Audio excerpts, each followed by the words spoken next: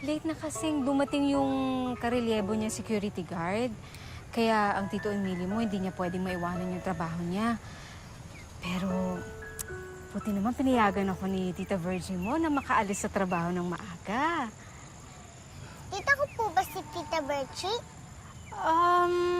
Hindi. Best friend ni Mama. Parang kapatid ko. Pero pwede mo rin siyang tawagin, Tita. Si Tito Emilio po. Di ba boyfriend mo siya? Hindi naman best friend. Bakit tita rin tawag ko sa kanya? Teka muna. Bakit ba, alam mo yung mga boyfriend na yan? Gusto mo ba siyang maging tatay? Ayoko po. Hindi ko naman siya tatay eh. Sige. Umuwi na tayo. Kasi ang dami-dami mo ng tanong eh.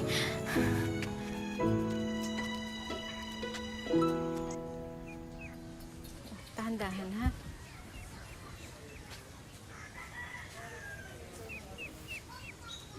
Miss? May kailangan ka ba? Ikaw ba si Linda? Ako nga. Bakit? Kala ko naman mas maganda ka sa nanay ko. Eh, sino ka nga ba?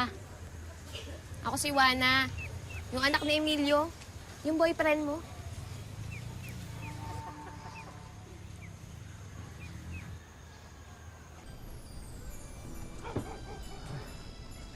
Ay, napakabait na bata naman ito. Dahil dyan. Evening po. Uy, good evening. May good evening ba? Dahil dyan, may premyo ka sa akin. Ha? Taran! Thank you po. Galing. Award ka na ng Best Father in the World. Juana, ang ginagawa mo dito? Pinapunta ka ba rito ng mama mo? Hoy, kung hihingi kayo ng pera sa akin, wala akong pera. Wow naman, Papa. Sa mahabang panahon na di tayo nagkita, ganun agad sa lubong mo sa akin. Mabuti pa yung anak-anakan mo. May candy agad. Emilio, nandito ka na pala. Eh, si Juana kasi kanina pang naghihintay sa labas nung dumating kami ni Jessica. O ano nga kailangan mo? Malapit ka lang naman pag may kailangan ka eh. May problema ako eh. Si Mama, pinalayas ako. Kasi buntis ako. Gagawa-gawa ka ng kalokohan eh. Sino ang ama niyan? Nasaan ang ama niyan? Hindi ko na mahanap. Nakilala ko sa text, sa cellphone. Nagkita kami, tapos, yan. Ano? Eh kung di ka nung pala gaga eh. Kung papabuntis ka sa hindi mo kilala. Emilio, tama na. Eh ano na ngayon? Ano na? Anong gagawin natin dyan? Eh di ba sinabi ko na nga sa inyo, wala akong matitirhan. Eh paano na ako? Nasabi na sa akin ni Juana yung problema niya kanina. Napag-isip-isip ko na kaya pa naman natin na may makakasama sa bahay. Linda, buntis yan oh. Manganganak na yan sa isang buwan. Tapos ano, tayo mag-aalaga dyan. Tayong gagasta dyan, pati sa iaanak niyan. Yun na nga ang gusto kong sabihin, Emilio. Apo mo rin naman yung magiging anak niyan eh. Matatanggihan mo ba naman yung apo mo? Uy, magpasalamat ka at mabait ang tita Linda mo ha. Dahil kung ako lang yan, Sa puntong yun, batid ni Linda na panibagong responsibilidad ang katumbas ng pagdating ni Juana sa kanilang tahanan.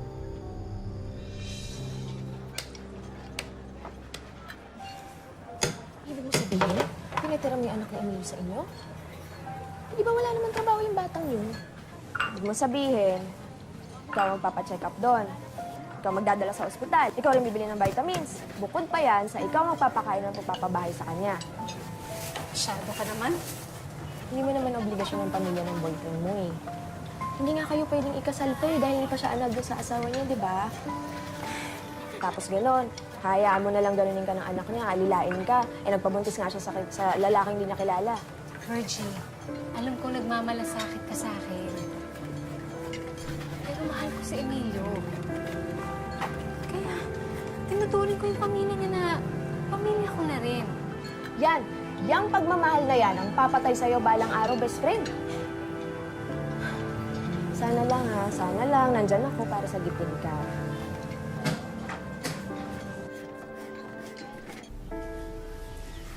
Juana, andito na yung baby mo, oh. Makaraan ang ilang buwan, nagsilang na si Juana.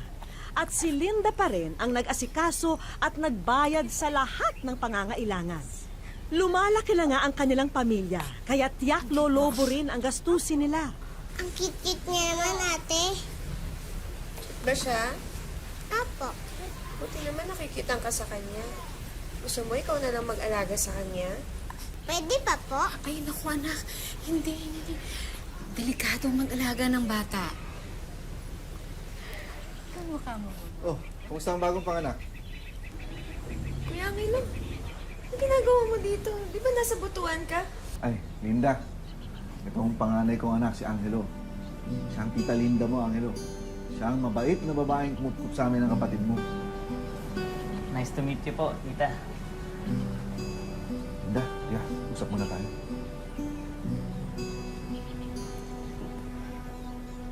Walang niya ka. Nagpabuntis ka kagad? Ingit ka lang. Di ba ka ka din? Kuya, sabihin mo nga sa akin yung totoo. Ba't ka nandito? May ginawa kang kalokohan, no? Sobra ka naman. Alam mo, siyempre, nalaman ko na nanganak ka. Kaya ito, dumadalaw lang ako sa'yo. Nik-nik mo. Sa atin din titira si Angelo. Pasensya ka na, mahal. Kasi wala namang matitiran yung bata eh. Kaya habang naghanap sana lang ng trabaho. Pero naayos ko naman yung papel niya eh. Siguro mga 2 buwan, secure na rin yan.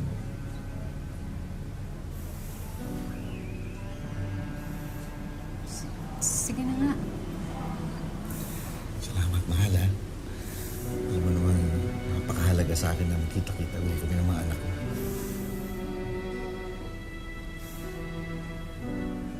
Oh, anak. Umayag ng tita Linda mo. Sa amin ka muna titira.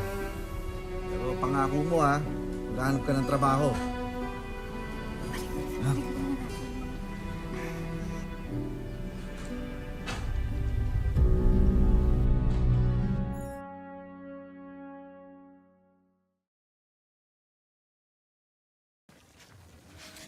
Juana. Juana. Juana. Ha? Tingnan mo naman yung anak mo. Hindi ba yung mahihirapan? Tingnan mo pagkarga mo. Ibaba mo kasi muna yung cellphone eh. Ikaw na lang kaya humawak dito sa bata. Oo, pare, ikaw na. Mga bagay-bagay.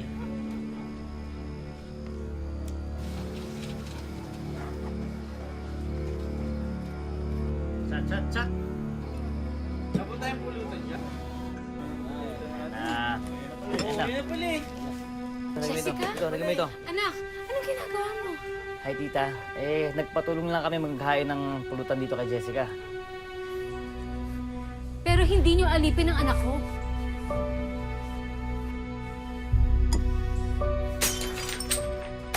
Anak ka lang! Bakit mo ginawa yun? Pinatira ko kayo dito. Tiniis ko ang lahat ng pagiging batugan ninyo. Lapastangan ninyo, pati pagiging baboy ninyo. Pero hindi ako papayag na pati ang anak ko aabusuhin ninyo. Sige na, pre. Tamang pala ang shota ng tatay mo eh. Basta kami. Alis! Alis! Alis! Alis! Sa lahat ng ayoko, napapahiya ako. Sige nga, kuya. Tignan ko nga kung astig ka pa rin. Alam mo ba kung anong ginawa ko dun sa huling babaeng nagpahiya sa akin, ha? Alam mo ba? Ano to? Ano to? Ano ginagawa mo? Ito eh. Pinahiya ako sa mga barkada ko eh. Ano ba? Ako ba? Ako ba ngayon, ha? Ako ba? Ikaw! Tumingil ka na! Sige, bumas ka. Bumas ka! Bumas! Bumas! Sayang naman eh. Isang taon ako nagpasensya, Emilio. Ginawa ko ang lahat para sa'yo, pero hindi ako papayag na pati ang anak ko. Nahalipin nila. Mahal. Magpasensya ka muna. Lasting lang yun. Please. Ako nang bahala. Ako didisiplina sa mga yan. Hindi na lang uulitin sa'yo yan. Ha? Yan.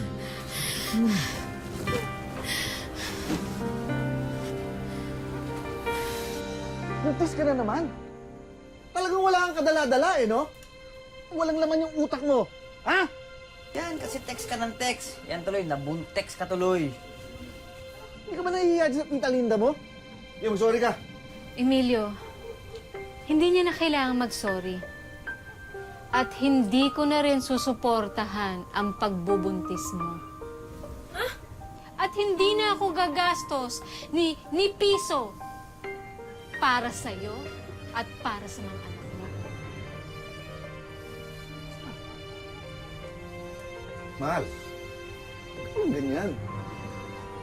Ang liit ang sweldo ko eh. Ano pang bubuhay ko sa mga to? Ano kaya yung apo ko? Jessica, bumaba ka dyan. Mahal. Mahal. Mahal.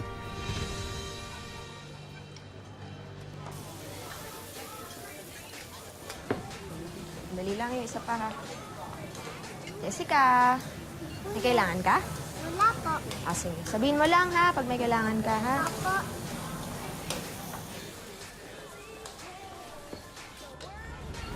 Kumusta yung anak ko? Nagtatanong na siya kung bakit dito siya dumediretso pagkatapos ng eskwela niya. Pero, okay naman. Ikaw, kumusta ka naman?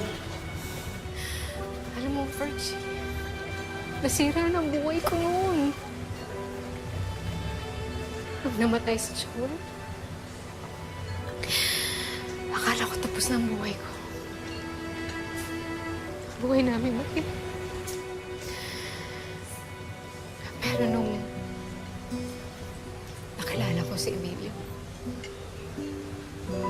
nagkaroon ng pag-asa ang buhay ko. Pero, nasisira na naman ulit. Hindi kami nag-uusap.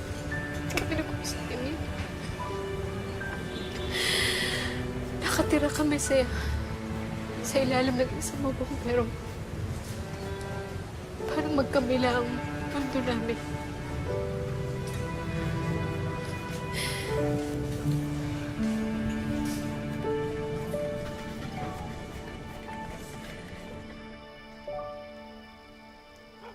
Sumusobra na talaga yung nanay-nanayan natin.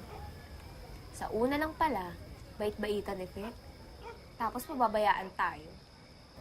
Matagal na ako nagtitimpi dyan sa babae niyan. Hindi ko ba alam kung anong gayuma pinakain niya kay tatay. Pero wag niya akong subukan. Hindi niya alam ang kaya kong gawin.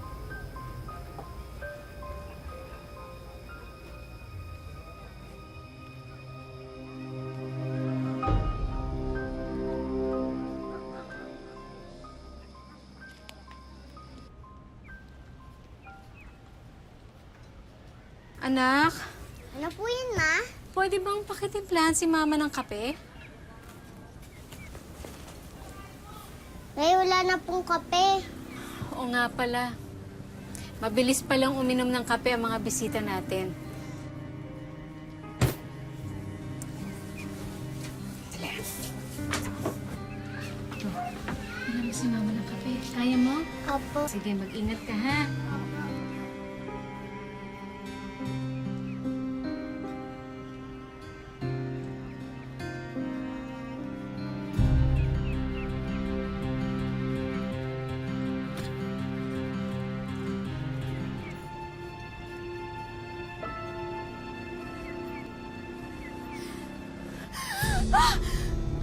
Ano kailangan mo sa akin?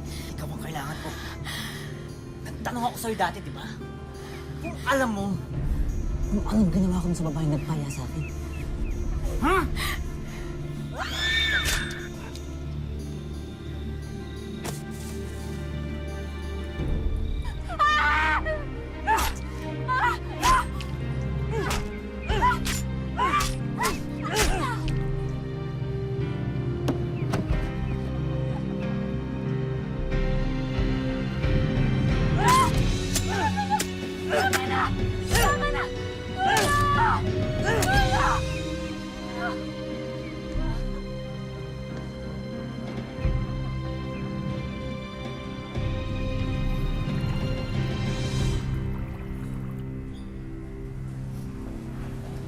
Kayo po ba ang kaanak ni Mrs. Erlinda Salvani?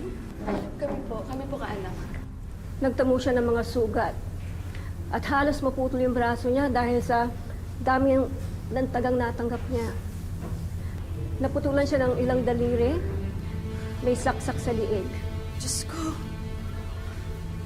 But the good news is, nagawa namin ito ng paraan. Naagapan namin yung ugat at nerves ng braso niya. Naibalik namin ito through surgery. Pero iha, hindi na namin ito mababalik sa dati. Hindi na din siya magiging kasing lakas and flexible katulad ng dati. Hindi na rin namin naisauli yung iba ng daliri. Pero all in all, maswerte pa rin si Jesus. Dahil nabuhay siya, she is a real survivor. Will you please excuse me at babalikan ko na lang siya para sa check-up niya. Salamat po, Dok. You're welcome.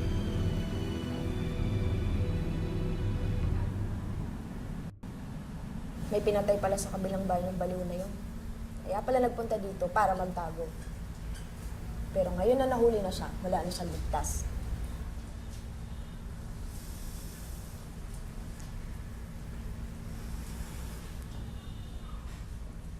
Ano ginagawa mo dito?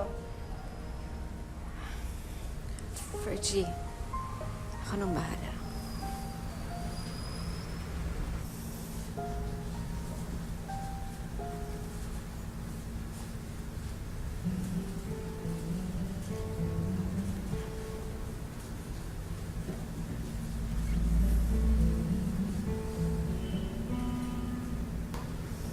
Linda, tawarin mo sana ako sa lahat ng nagawa kong pagkakamali sa'yo.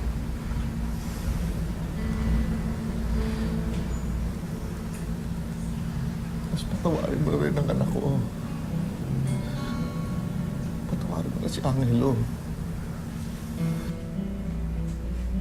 Emilio, sinubukan akong patayin ng anak mo. Pinutol niya ang mga braso ko para maging imbalido ako. Pagkatapos,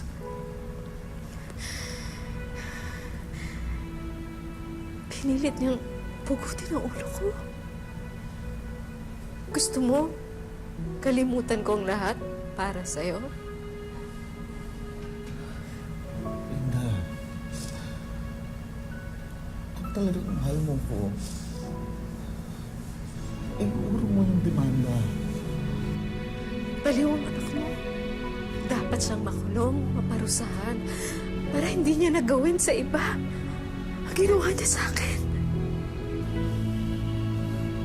Hindi mo iuro ang demanda. Iiwan na kita. Ha? Hindi mo na ako makikita muli.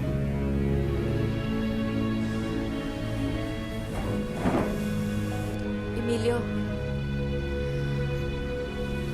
dali mo na ang anak mo, ang apo mo, sa pag-alis mo.